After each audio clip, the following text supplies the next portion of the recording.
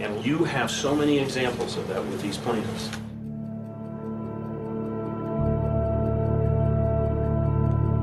I'm not going to suggest any alternative number to you for damages. It would be a stain on the reputation of these people whose beliefs are being challenged to suggest $1 in damages. That would be a stain on the reputation of the people at Standard Fruit whom I represent.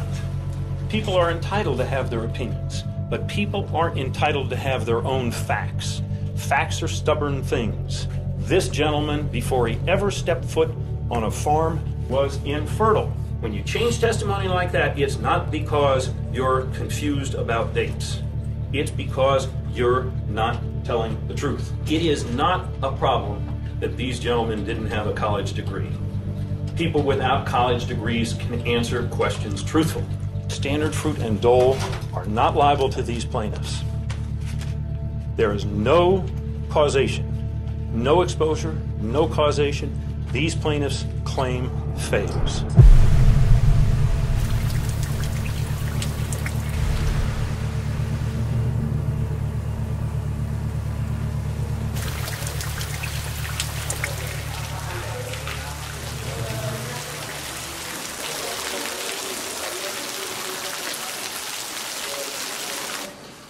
My responsibility has been my client's case.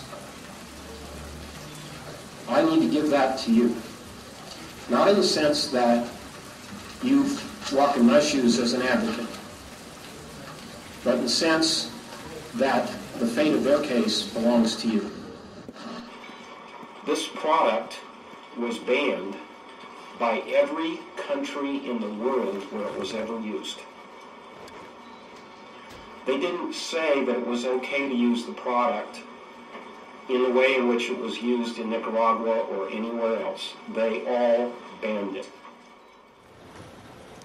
Mr. McKnight said that I'm impugning the honest beliefs of Dole, that this was safe.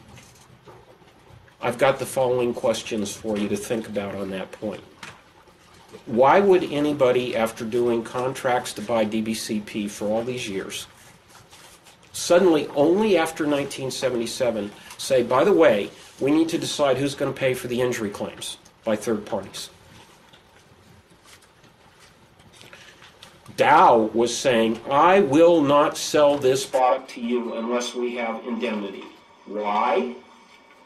Because they thought there would be no claims? What's the purpose of the clause?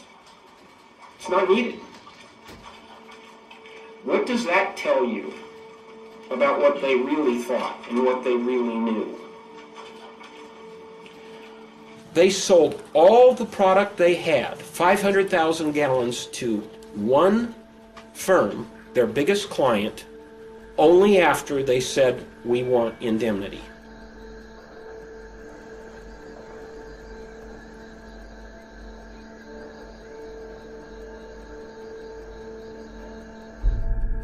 So when they come to us with their honest beliefs, why didn't they test the workers? They knew that they should check workers who had been exposed 6 months or more, and they never did it. And even after they learned that their own workers in Costa Rica were sterile, they didn't check workers in Costa Rica, they didn't check workers in Nicaragua, but they kept using the product.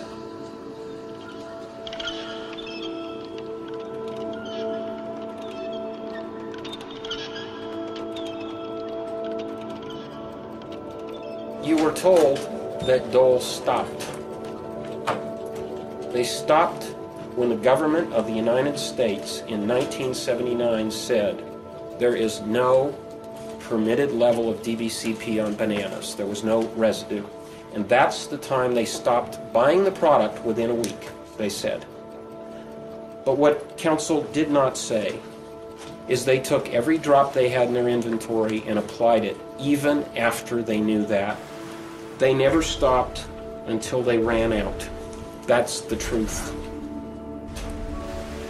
There isn't a drop left.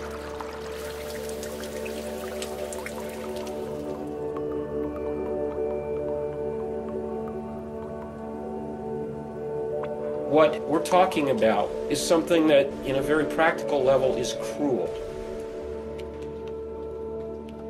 Here you have somebody in life who has very little, and you take away from them the opportunity to have children, one of the few joys they have left in their life.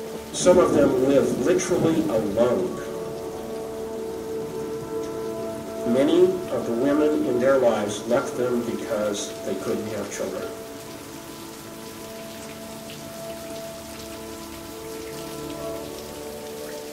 I think we've all had the joy of having a child take an entire hand to grab one finger.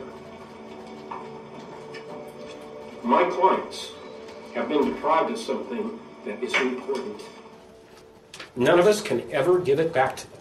It's too late. But we have to think about how that has changed their lives and what it means if the defendants are responsible. And I leave that to you. Thank you.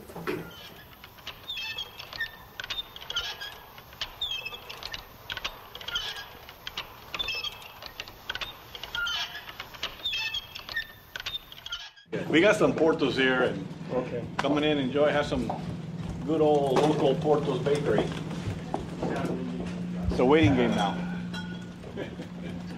Thank you. Hi guys. Pineapple juice from Dole. Sorry. You know, I don't want this stuff. Oh! More! Oh! Did you switch sides? No. No? We want to give him You money did a so good he job. can pay Thank us. you. You know, I was. Just, could I have a beer, please? Toast to one. Hey, to Dwayne. Dwayne and one! 3 shares for Dwayne. Hip hip hooray! Hip hip hooray! Hip hip hooray! All right, Dwayne. Good job. Good job. Thank you. Well, we'll see.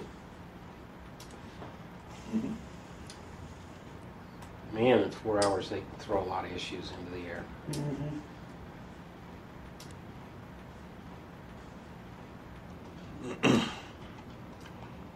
All I know is I'm tired.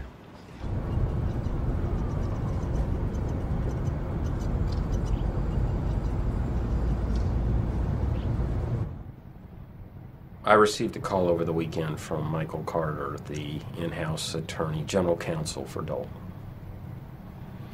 And he wants to meet with me for lunch to discuss something, and it's undoubtedly settlement.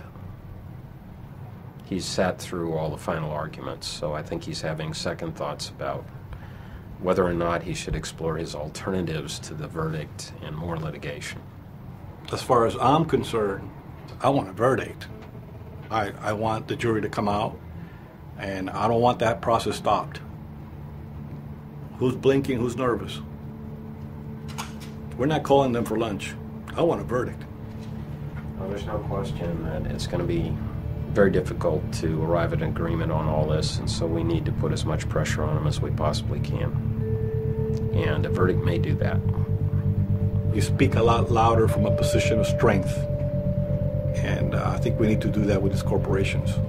We need to deal from a position of strength.